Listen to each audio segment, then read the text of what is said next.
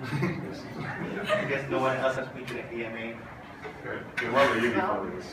What was I? What were you doing? So I did Next Academy on my gap year.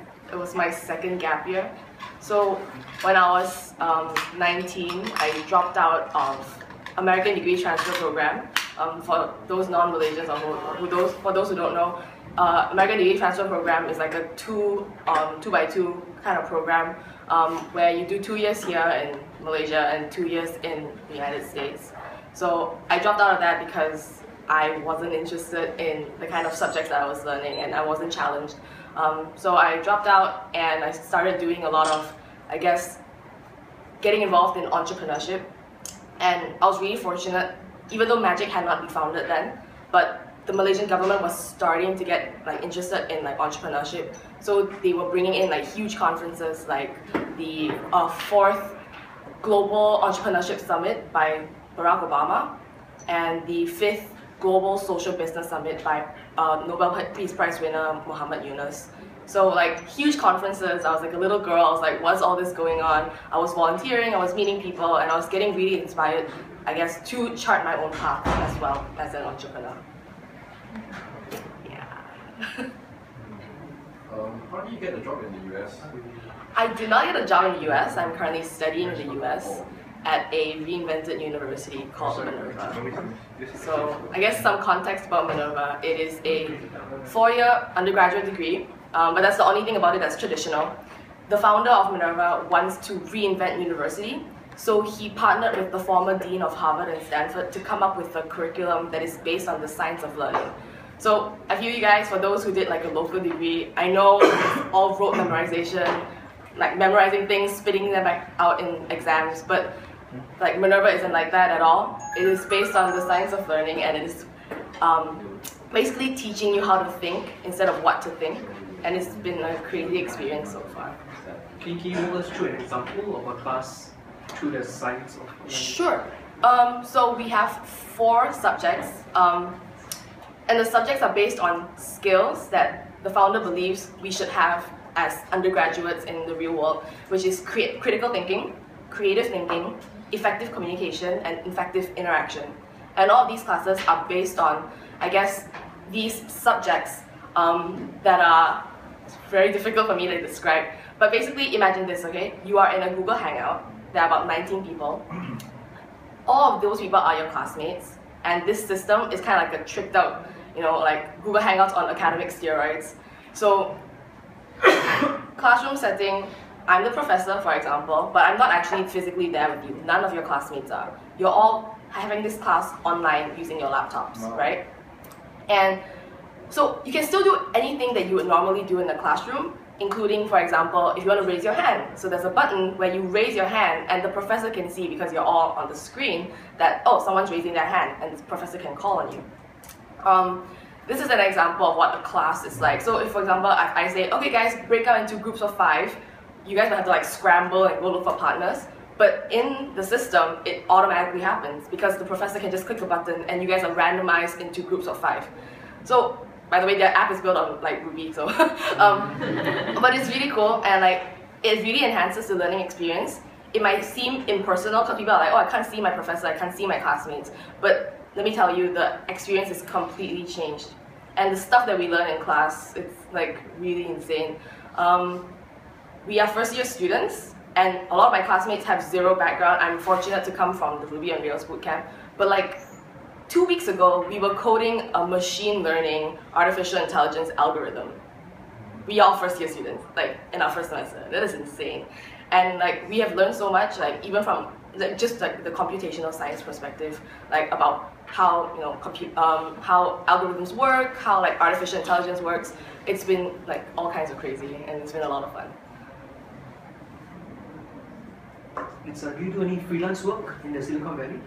I'm not allowed to work on paper. If I do, I will get to be okay, you don't have to turn it off. But no, at the moment I'm not. Yeah. Okay, if a graduate, let's say we graduate from Next Academy next month, and we want to go to Silicon Valley as a Ruby on Rails developer. Right. Do you have any advice for the person? I would say this is my opinion. So I guess my only claim to fame is I'm an avid networker. Like I just go out and I meet people and even though I think everybody knows your background. Even though I have nothing to offer, like as a student, for example, in Silicon Valley, what I do is like every week I go to at least like 5 events and I meet people. And like I don't have a business card, but I add them on LinkedIn. And my advice is, if your goal is really, really, really to work in the United States, first of all, ask yourself why. Is it just because of USD? Because if it is, don't bother. There's a lot that you can do here in Malaysia that can benefit, your country. And maybe some of you are not from here, but I would really encourage you to talk to Josh, talk to all your mentors, and find something, a way that you can contribute to the social, like the startup ecosystem here. That being said, if you really, really want to go to the States, and I would also recommend that because the learning curve is insane. The technology that they're talking about in like random day meetups are stuff that we get like 2 years later.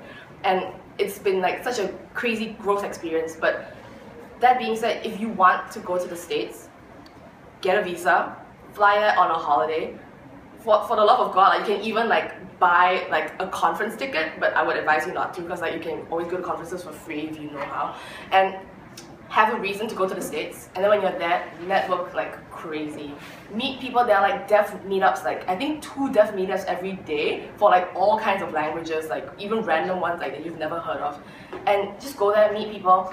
More often than not, hackathons actually, I guess we can come to that topic at some point. Hackathons are a great way for you to meet co-founders, for you to meet people who are going to hire you, and it's a really good example, a good, I guess, platform for you to showcase the skills in Ruby and Rails that you guys have learned over the months. At the same time, meet really cool people who are out there to do stuff, which is what I'm sure you guys want to do as well.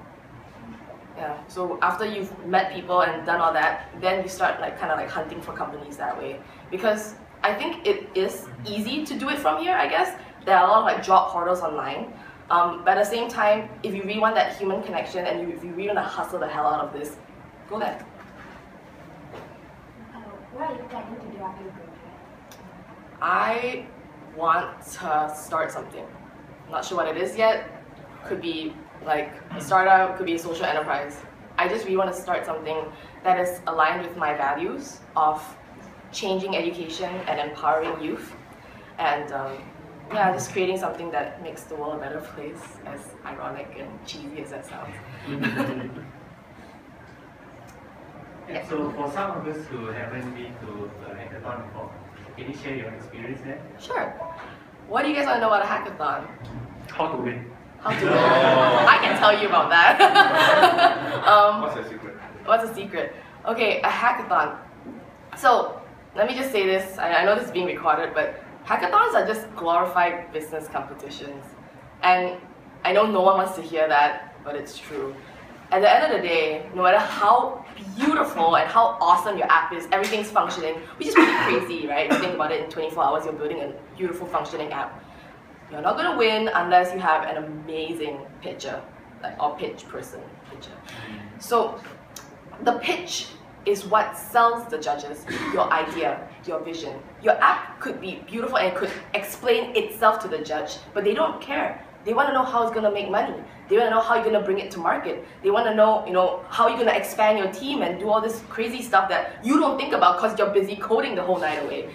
So my advice is, if you're a pitch person, I think they gave us really good advice, which is the pitch person has to get at least 4 hours of sleep the night before. Otherwise you're screwed doing Q&A and then they're going to ask you questions and you're going to be like... Otherwise, if you're not a pitch person, get a pitch person. I know a lot of people have reservations about joining hackathons if they are not technical.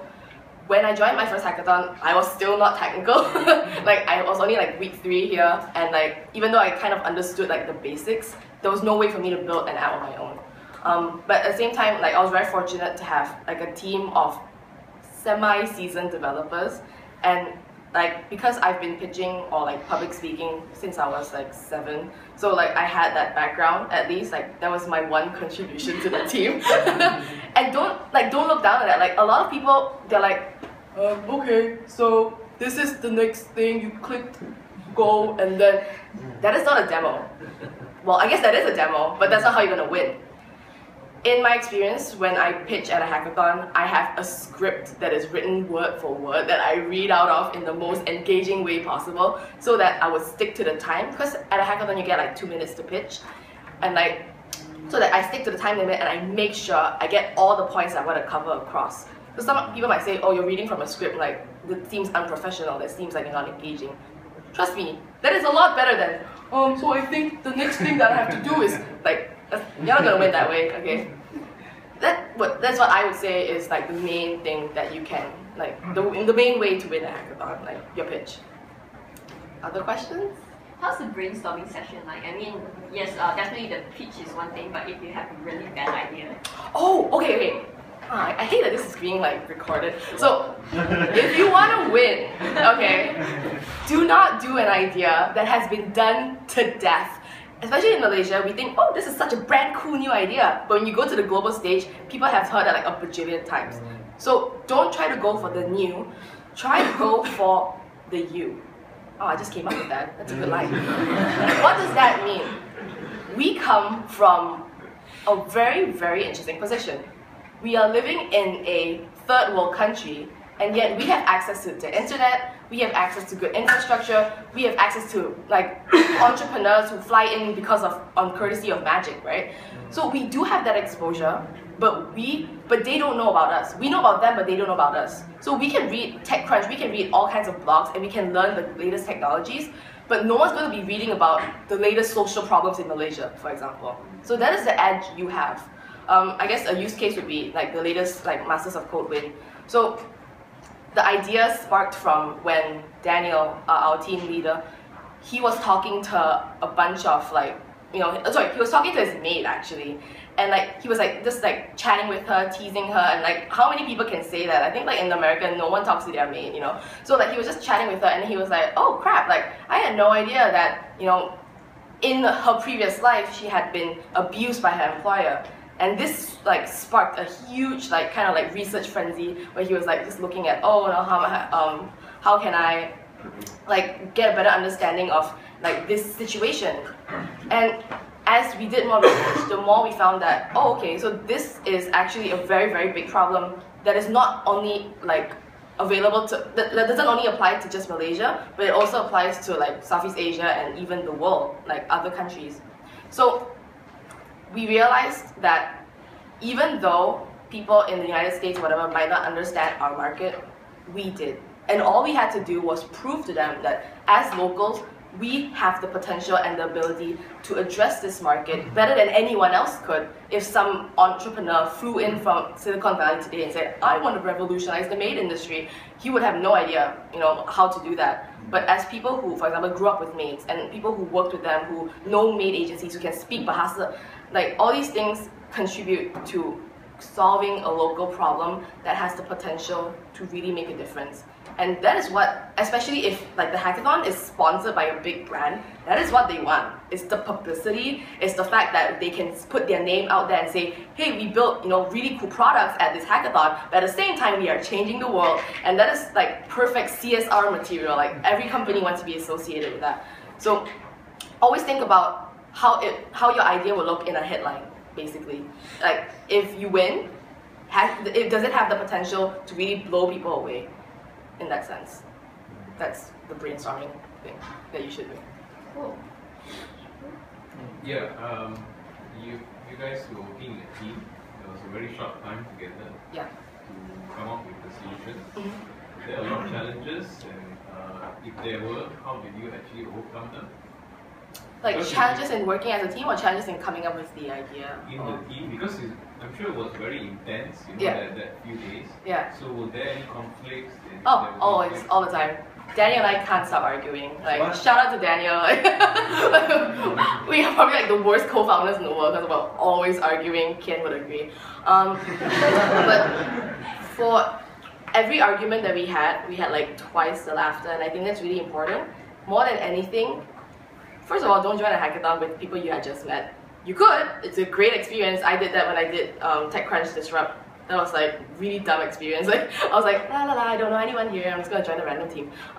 But if you really want to win, first of all, make sure you get a great team. And what I mean by a great team is your team has to have 3 types of people. 1, you have to have the pitch/business person. That is so important. I can't even say that enough. 2, you have to have a designer, because like it or not, at the end of the day, if your app looks like shit and you haven't really mastered the CSS component of your bootcamp today, no one's gonna look at your app, and your app's not gonna win. So get a designer, get a front-end guy, make sure someone understands product. I usually do like the wireframing, and then I pass it all on to my wonderful front-end guy, Leo, who makes magic with what I do.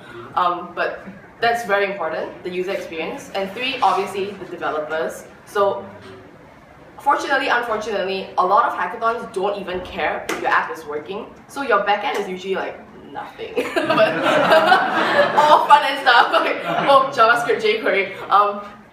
But if they do a code review, yes, you do have to have a working app. But honestly, to win a hackathon, it's mostly just the front 2 things, like business and product. To get to your question, how do we work as a team? What challenges do we have? I think the biggest challenge is always to get everybody on board. And how we get around that is we are also very fortunate that Daniel is an ex-consultant. So he has a lot of project management skills. So he's like, you do this, you do that. And we're like, okay. So we bypass that whole arguing thing, and we know exactly what we need to do, we know exactly how to do it, and we just trust each other. I think that's really important. That's why I said you have to find a team that has all those 3 things, so everyone knows what they're doing. It's not like 3 developers trying to figure out how to write a pitch together. Everyone knows what they need to do, and everyone trusts the other person to do it. I think that's really important. If, for example, Daniel didn't trust Ken-Ho, he'd be like, hey, you're doing it wrong. Hey, why are you doing that? So it's like the tasks, even though they had been split, they were not being executed well, because everyone was always worrying about the other person. But Ken doesn't worry about me when I'm writing my pitch. I don't worry about Ken when he's doing the back end. It's the kind of trust and synergy that you need in order to progress and really build something amazing in 24 hours. Because otherwise you'll be spending half of that time questioning each other and just causing a lot of mess that you don't want. How often do you work on your pitch every day? You mean now, or when I speak, or I don't or you're talking about the hackathon? Not only hackathon, maybe daily you are doing pitching, work on pitch as well. Okay, so you guys want to know how to be a better pitcher. Okay, first of all, I think my circumstance is a little bit different, because when I first started getting into entrepreneurship, I attended, I think, almost every single event available to me in Kuala Lumpur. So I would be hearing people pitching day in, day out, day out. I would hear all the different ideas possible. Magic has grill and chill or something, and I would go for that. I would, there's a lot of stuff happening. If anyone's interested, I can probably share some resources. I'm a little bit outdated because I've been away for 4 months, but I will be able to share what's happening here in this valley, Pack Valley. So. If you want to improve your public speaking, all you need to do is speak. It's as simple as that. It's practice. It's if I want to become a better coder, I can code every day. If you want to get a better speaker, speak every day. And it's not that I stand in front of a mirror and talk to myself. I should probably do that. But like I said, I've been doing this since I was 7. So my mom used to send me to those public speaking competitions at a school level. When you're in school. So that's where I got my first training. But for those who have not had any of that kind of childhood training, Toastmasters, I think, is a really good platform. For those who haven't heard of Toastmasters, it is this leadership/public speaking platform where people get together every week to go through this course on speech writing. And there's a lot of great feedback, a community that peers supporting each other. That's a good way to practice. Otherwise, I would say, go for events. You can even go on TechCrunch, you can go on all these big publications and look at the pitches there. So a lot of them record pitches, and you can kind of break it down to see okay, what are the components of a great pitch? Is it the opener? Is it the way they speak? The tone, the body language? Is it blah blah blah? So there are a few ways that you can get good at it. So do you code anymore? Front end, back end, I did the learning stage. Just type in Silicon Valley. So I'm a biz dev person by nature. I'm not a coder, even though I did the bootcamp. it's really interesting. I found that I really enjoyed front end after I finished the back end course. So yeah, that was really weird. I've always had a thing for design. So like I mentioned, like I would do like the product wireframing, and sometimes if I could, like for this hackathon, I did the landing page. So I still kind of do HTML, CSS, Bootstrap a little bit of jQuery, not so much backend anymore. But I do encourage you, that's still a very good skill to learn, guys.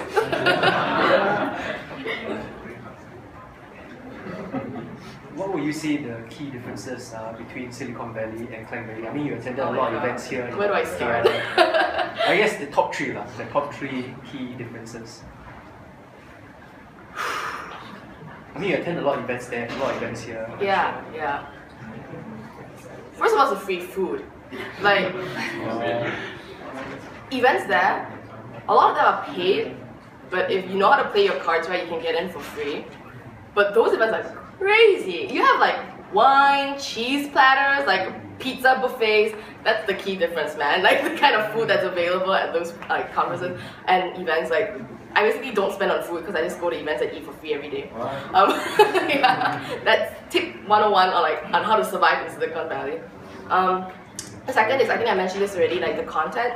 Like, I can't even give an example because like it's so far beyond me, but the kind of stuff that they talk about like at dev meetups and like business meetups, it's like completely brand new stuff. Like you had never heard of it, and like Malaysia's only just starting to see like, oh, VR, you know, like they've like done so much more. And I think it's really eye-opening kind of like experience in that kind, like because you're getting to see like what is relevant right now, because that's the birthplace, right, of innovation. So everything that's coming out of that valley is like what's hot, what's new. So that's the biggest difference. I think third would be the people. In Malaysia, people don't know how to network. I feel like you go to an event and you just sit quietly in your seat and you listen to the speaker and you get the hell out of that. That's not the point of the event, guys. You can watch the recording online. Like, I think like at Silicon Valley, people are really open. They're really like, they are hustlers. Like they're out there to network, they're out there to meet people, they're out there to talk to the speakers, they're out there to talk to the people next to them, because they know that while the turkey, aka the speaker, is the one that brings everyone to the dinner, the one that really makes the experience worthwhile are your fellow diners, right? So, yeah, I would say that those are the first big three differences.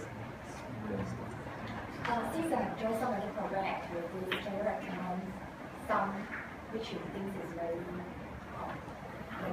valuable? You need to be more specific, like valuable in what sense? What do you want to learn? What do you want to get out of it? I still think like if you're just starting out, and especially with the fact that you guys also have technical skills, the best place to learn is still a hackathon. So there are two types in Malaysia that I know of. One is Startup Weekend. So that is not even technical at all, but that's a very good place to learn how to pitch, because the whole focus is actually on how do you present your business. So they teach you how to like form a team. They teach you a lot of like these like nitty-gritty skills that you might not necessarily learn by yourself online. So if it's your first time ever, Startup Weekend is a really good experience. Kian-Ho won one, I think. You guys can talk to him. If you want to go a little bit more technical, Angel Hack is a really good organization. They are the biggest hackathon organizer in the world, and they constantly have, if I'm not mistaken, at least 1 or 2 different hackathons in like Malaysia and regionally every year. So like the first Master of Code in Singapore was like organized like together between MasterCard and Angel Hack. So it was a really like kick-ass experience. Like they gave us a free bus, we went down to Singapore for free, and like that's the kind of stuff that you should be doing. Like even though like the app may not work or may not look pretty, I still think it's a really good experience for you to try like working in a team, like he said, like what's the process like, not sleep for the entire night and like see how that feels, like just working on something. And it's a really good experience. Like at the end of the day, you get this fuzzy feeling because like you had produced something that even though might not actually like be ready to go to market, but at least you did it in like 24 hours. So I think those 2 things are really good. If you're talking about more entrepreneurship, there are a few like incubators, accelerators that are available. I would say go for their demo days or go for their open days, just so that you can get a sense of what it's like. I wouldn't say hop right in immediately because everyone's different and not all the programs are going to be the best for everyone. So yeah, like, honestly guys, like, reach out to people online. Like, don't be afraid to do that. Emailing, I think, is like the biggest like door opener for me. Like, ask and you shall receive, honestly. Like, how I got back here today in Malaysia for 10 days is I won MasterCard, like, Masters of Code Singapore, and I originally had a return flight from here to go to SF and to come back here. But because I had already gone to San Francisco for my studies, like a couple of weeks ago, I was like missing home and I was just like, hey MasterCard, you know, I want to go home and like, can I reverse my ticket? And they were like, yeah. And I was like, holy crap, like I'm going home. So it's like, ask and you shall receive. People are always really willing to help as long as you ask. Like, there's no harm in asking at all. Like, so if you're curious about anything, research, do your research, look up all these different things online. I think Magic has a pretty comprehensive list. Like, they call it the community cheat list or something, where they have all the different kinds of like events and organizations available. Look through them, see if any of them like ring a bell or sound awesome to you, and just like Google the shit out of it. Like, oh, who are the founders? Who's like their evangelists on the ground? And like reach out to them, add them on LinkedIn. If you're like me, just add them on Facebook, shoot them a message. It really, really helps. And a lot of people are willing to help as well. Yeah. Yeah, so you were saying that your ultimate goal was something like help make the world a better place or something in between there. Right? Yeah. So since now you have two options, one is to, you know, further improve yourself or to find more opportunities in SF, where technologies it's a frontier of technology, innovation, and humanity or whatever. Or would you prefer to come back to Malaysia where things are way more outdated and more potential for you to expand or whatever? That's a really good answer. I honestly think my biggest impact would be here in Malaysia, but I would stay in San Francisco or wherever else you guys choose to go for a couple of years just to get the experience there. But I do ultimately want to bring it home, and I think that's really important. Like, they call it brain circulation as opposed to brain drain. You go overseas, but like at the same time you're like, you know, like extracting all you can from there and bringing it back home. Like, even this bootcamp was a product of Josh doing just that. Like, he had an amazing experience in a bootcamp in America and he brought it back here for you guys. So I think that's really valuable, and you change a lot more lives that way, like doing both. Yeah, one more thing. Yeah. You were talking about like pitching in ideas in hackathons or to investors or whatever not. My main concern is that sometimes you have such a brilliant idea that because these are like intellectual property, sometimes it could be easily taken away by someone else. They have more resources and they can like develop it way faster and way better than you. Yeah. So do you have any ideas or in your opinion, how are you going to like protect it or like Yeah. Meanwhile, like sourcing out, like baiting out people who are like-minded and interested in developing it with you. Exactly. So, ladies and gentlemen, that is the biggest myth in entrepreneurship ever. Never, never, never, never, never be afraid that someone's gonna steal your idea. Like, that is the last thing you should be afraid of. If anything, you should be glad, because imitation is the biggest form of flattery, right? And if that problem is as big if that idea is as big of a problem as you think it is, shouldn't you be glad that someone else who is a bigger hustler than you, like probably more motivated than you, is going out there and solving that problem for you? So that is beside the point. Two things. Ideas are only worth like any value if they are executed upon. How to know if that idea is good is completely based on your product market fit. So what does that mean?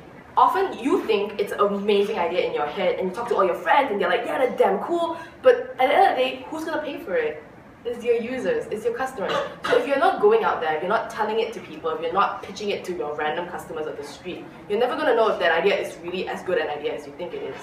So never be afraid to share. And if anything, remember that because the value is all in the execution, once you iterate fast enough, and honestly you can do this in, I think there's this program called Lean Startup Machine, where you come up with an idea and then you just They literally kick you onto the street and they force you to talk to as many people as possible, and then come back, regroup, and then reiterate, okay, is this working, is that working, are people going to pay? And if the rest of your teammates are like, no one's going to pay for this, either you change the idea or you change your target market. And it's a very iterative process, and you can get done with that in also a weekend.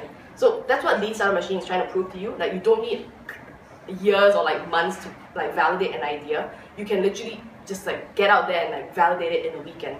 And once you've done that, if you feel like people are coming up to you like, yeah, please take my money, like the meme, build it.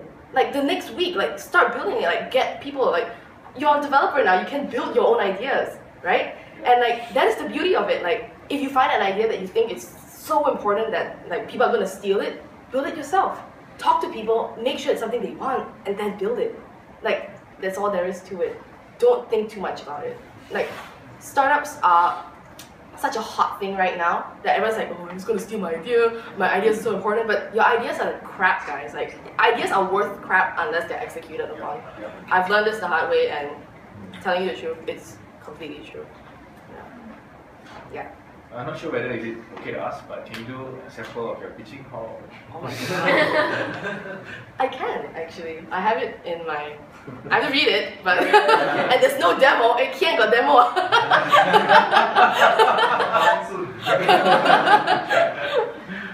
Does everyone else want to see me pitch, or do you want to wrap up this AMA first? I have one quick question. Yeah. So you won as Team Singapore.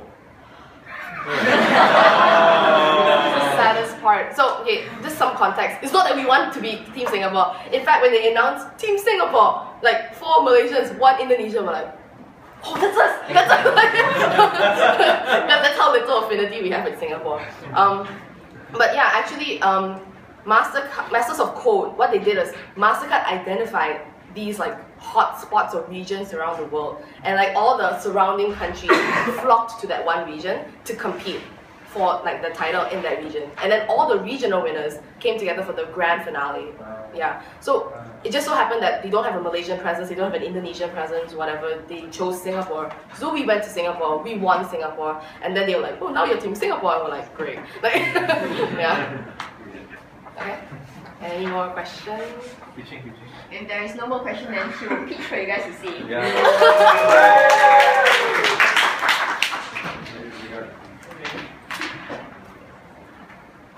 Wait, I have to load it. You can take your time to read through it. Yeah, no, it's fine.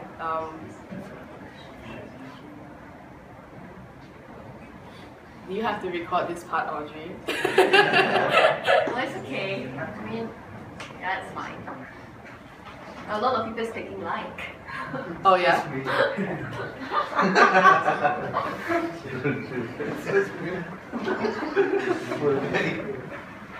Okay. It's gonna be a little weird because at some part there's supposed to be a demo going on, but just use your imagination.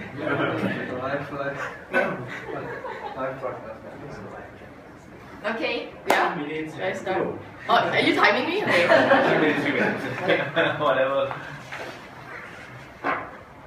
In the future, with the Internet of Things, what kind of life will those who are financially excluded have? We will have the Internet of everything, but not the inclusion of everyone. These are the exact words of MasterCard CEO Ajay Banga, and it is a vision we share for our region. Asia receives more than half of the world's remittances, a $200 billion market. A big contributor to that number are domestic helpers. There are 300,000 maids in Malaysia alone. Many of them don't get paid, and those who do have no idea how to improve their financial standing. At Money Remade, we have one goal: to change the way maids receive and manage their salaries. We get maid agencies, the middleman, on board by providing them with a free HR management system. Once they are on our platform, we are able to link employers' credit cards to the maid's bank accounts, ensuring maids get paid at the same time each month. This is made possible with MasterCard's Simplify Commerce API. Let's move on to the next problem: how maids manage their finances. Our visual dynamic dashboard allows maids to access and plan their finances at a glance. Maids can send money home at the click of a button and at half the rates. We use the MoneySend API to aggregate and send all the maids' remittances home on the same day, eliminating standard remittance fees and lowering overall exchange rates. This opens up investment opportunities that were once unavailable to them because of high financial requirements. With fixed deposits, maids finally have a way of generating passive income. In a market this traditional, our biggest competitor is bureaucracy. For this to work, we need 3 things on our side: maid agencies, NGOs, and literacy programs. We have talked to over 30 different maid agencies back home, and they have expressed interest in using our platform. We even secured 2 LOIs. We are also in discussion with local human rights groups about enforcing the automation of maids' salary payments. Finally, we will need to equip maid agencies with the financial literacy skills for them to onboard the maids. In the long run, we plan to take 0.5% of all remittance transactions, projecting $4 million in annual revenue. Bear in mind that this is only maids in Malaysia. What more all the blue-collar workers in Southeast Asia, in Asia Pacific? With money remade, financial inclusion is finally within reach. Maids will have guaranteed salaries, financial access, and reduced remittance rates of up to 60%. A maid has spent her entire life playing mother to another family's child. Imagine what she could now do for hers. A bar of chocolate, a bottle of Coke, a book for school. That, ladies and gentlemen, is a priceless experience.